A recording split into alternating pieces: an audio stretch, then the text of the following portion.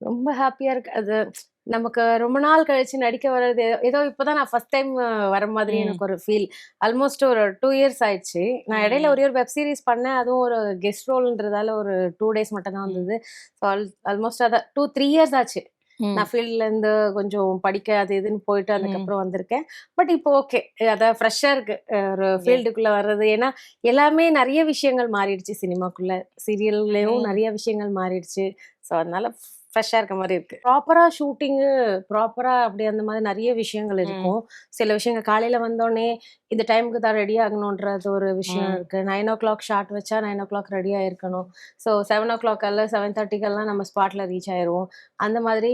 இப்போ என்னன்னா, அந்த டைம்ல இருந்த டெடிகேஷன் இந்த டைம்ல இல்லையோ அப்படின்னு ஒரு கம்மியா தோணுது. ஓகே. இது இடையிலயும் கொஞ்சம் மாறுச்சு. எனக்கு பெருசா டிஃபரன்ஸ் தெரியல. ஏன்னா கன்டினியூஸா நான் பண்ணிட்டே இருந்ததால, இப்ப பிரேக் எடுத்து வரும்போது அந்த விஷயங்கள்லாம் கொஞ்சம் ம். மாறுன மாதிரி ஒரு ஃபீல்.